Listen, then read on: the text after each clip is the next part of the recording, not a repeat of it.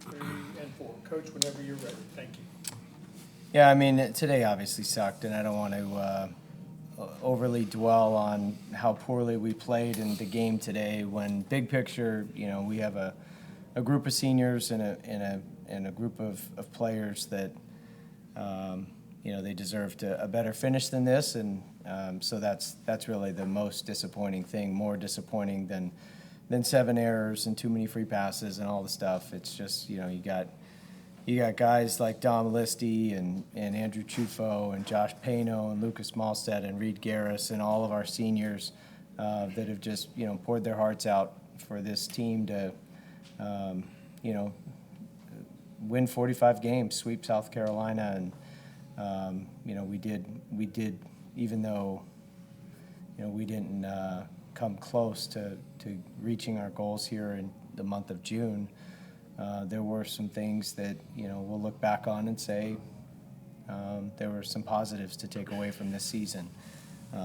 Very disappointed that Cannarella doesn't get to play in Omaha. That's a guy that comes around once every blue moon, and a special talent like that. You want to see him shining the brightest on the biggest stage. So I hate that for him, and but we'll. I'm just in a mode right now. Of course, we're going to move on and look at what needs to happen for Team 129 to not be in this position. But right now, in this moment, right here, this press conference, it's going to be about appreciation for our seniors and for Team 128. When you look at our stats, it doesn't equal 45 wins. There's no way you look at our stat sheet and say that's a 45-win team. So you really look at it and say these guys emptied the tank and squeezed every drop of everything to have some of the success that we've had this year. And all that credit goes to guys like Dom Listi, who empties the tank every single day, as do the rest of them, and play as hard as they can possibly play. So, the way the game was today was, obviously, there's no good takeaways of today, but big picture, this group collectively, they did everything right, except we didn't finish where we wanted to. We'll begin in the front right here. Yes, Dom, only 1 year with the program, but you quickly became a fan favorite, vocal leader. Talk a little bit about what Clemson and Coach Bakich specifically meant to you in your final season of college baseball. I mean, like Coach Bakich said, things didn't go the way we expected or wanted, but this place still changed my life and gave me one of the best years of my entire life. I mean, I never would have expected the things personally to be brought out on a baseball field that I was able to do, and just being embraced by all the people here. I mean, when I come in, like someone like Cam, it's one of the best friends I'll ever have in my life now. I mean, I'm just so happy to be able to play with someone that's such a great baseball player, and that's the fan bases here is just unbelievable. I mean, I come from a Division III school where I'm playing in front of 15 to 100 people, and then being in front of 6,000, 8,000 people, it's completely changed my life. And just I live with Andrew Ciufo and Josh Pano as well, and I can speak as well. This place has changed their lives as well. It's given them, they poured a lot into us, and this is our last season of baseball ever, and it's been amazing, even though we didn't get to where we wanted to. All right, raise your hand if you have a question. When we get here in the back, did you have a question? Yeah. Okay, and then we'll go back up here to Will after that. Coach, earlier this week you said that this team would be judged by how they played over the course of the next several weekends, and obviously this wasn't the outcome that you had hoped, and the outside noise might be a little loud, but I was curious how you judge this team, how you're going to remember this club that you have.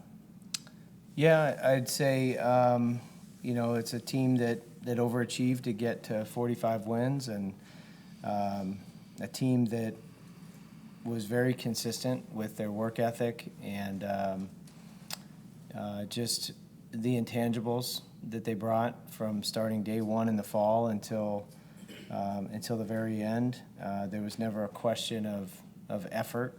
There's never a question of attitude. I'll just always remember this group as they found a way in so many close games, so many one-run games, so many tight games, and they just found a way to flex their mental toughness and come out ahead. I mean, it's just incredible, really. And early in the season, when our first goal was in front of us with the Gamecocks. That was an awesome weekend, and so they'll always have that. That'll be part of the history book with this team. But we fell short in the ACC, and we fell short in the postseason, and we were one win away in the regular season and in the tournament from being champions, and obviously ran out of gas here. It's a tough tournament. People, you have to understand how hard it is to get through a regional. Everybody's good, and everyone's especially good now in college baseball. And so, it's so important to get in the winner's bracket and stay in the winner's bracket. So, we didn't do it last night, and then we are not gonna let the outcome of one game today sour what were some pretty good achievements for this team. But that being said, it's not good enough, and so I know that. I've been here for the best of Clemson baseball in the 2002,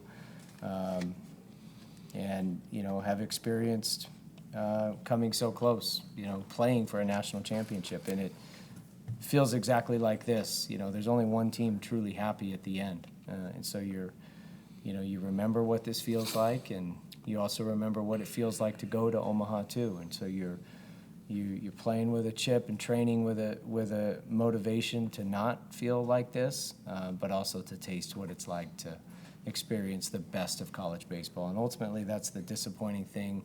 When you love a group and you love the leaders and you love the kids and they do go about it and they do everything right, you just feel like they deserve to experience the best of college baseball, and that's what makes the finality of a season that falls short so tough.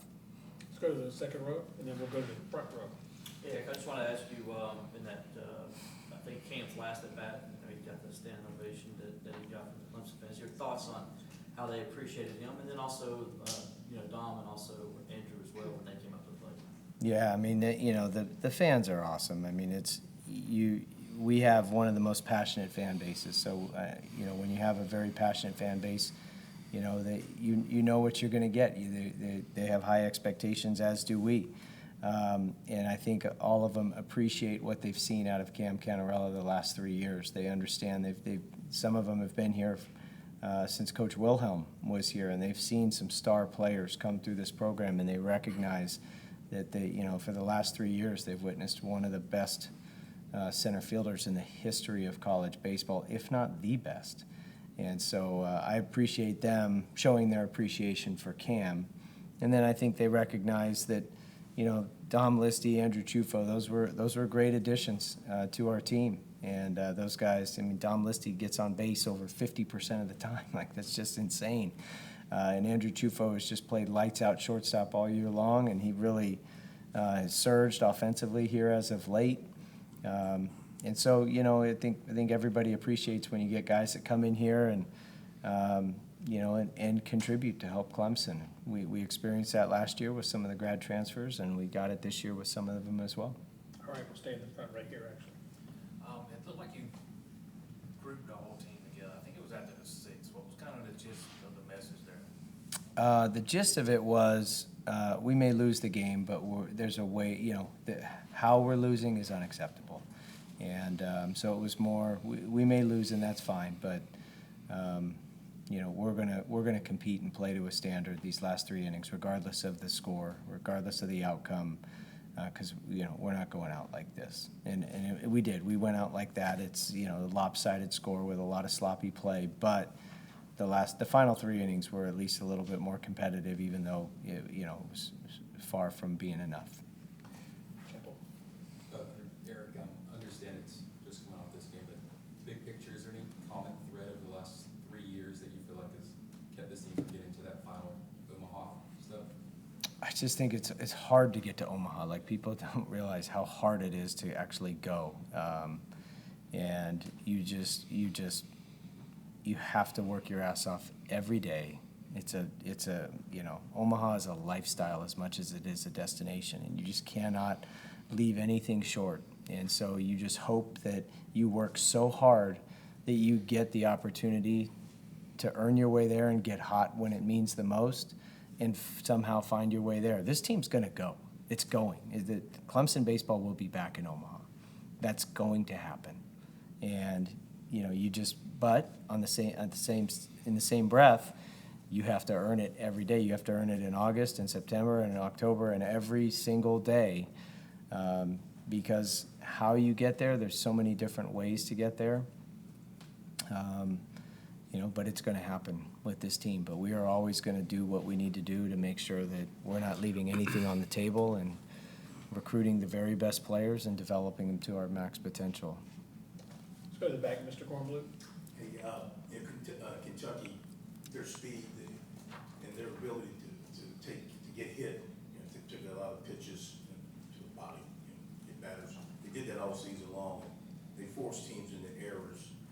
Did you sense some of that with your guys today? Were they pressing a little bit out there in the field that led to the 7 errors, just trying to make plays as these guys ran? Maybe, I don't know. You know, that we haven't defended that poorly all year, so I don't know what led to it, but it could be some of what Kentucky was doing, and we're certainly aware of their game plan and how they played and the way they play. I mean, but we've also faced other teams in our league that try to run an action offense and put a lot of pressure as well. So, and you know, we've been that offense at times as well. So we practice against ourselves. So it wasn't anything we haven't seen. We just didn't take care of the baseball today, really.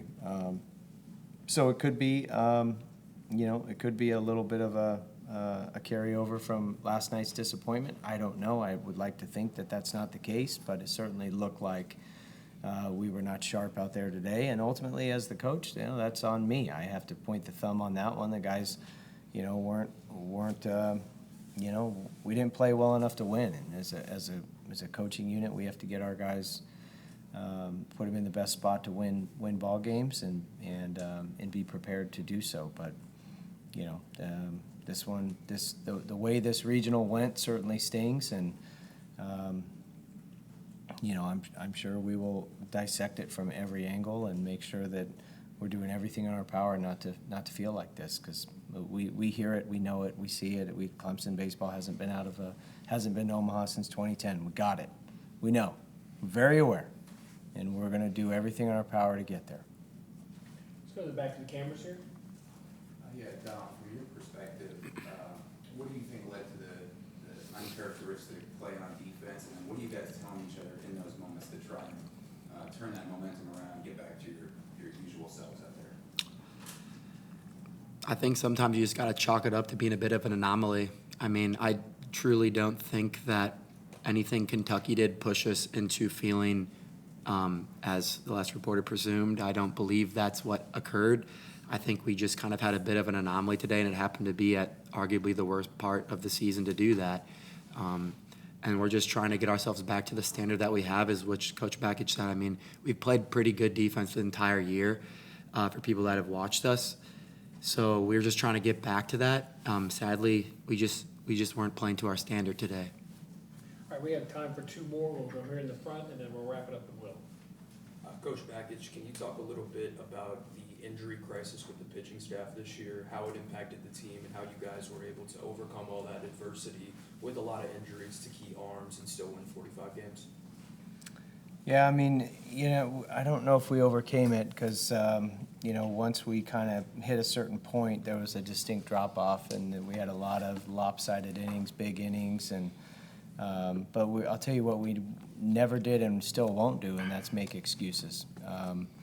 You know, we had guys that still went in there and still competed hard, and whether they got hit or, you know, or gave up free passes, it wasn't like they were trying to do that. They were out there, and, you know, every one of them, it means an awful lot to them to wear a Clemson uniform, and they know how you know, privileged that is and how important that is. And so, you know, they care an awful lot about each other. We do have a very close-knit group, so I think them playing for each other and for Clemson and the 128 years before us is a big reason why, even though, you know, the stats may not look that great with a lot of them, there's still a lot of complementary baseball that was being played. If for most of the year, with the exception of a few games. If it was a low-scoring game, the pitching stepped up, the defense stepped up if we weren't hitting enough. If it was a high-scoring game most of the year, the hitters stepped up, and we did what we needed to do to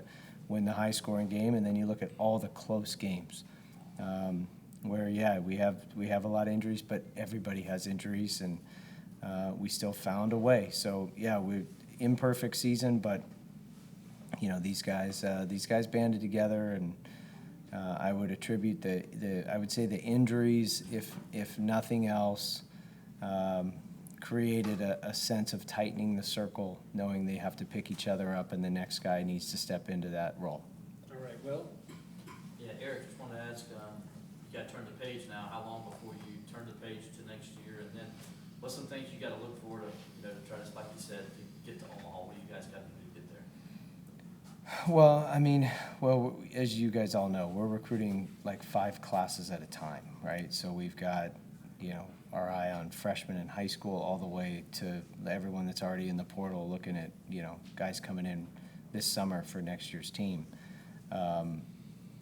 And you look at, just the last time, personally, I was part of a team that went to Omaha. We had a weekend rotation that were 3 second-rounders. And the top 3 hitters in the order were top 3-rounders.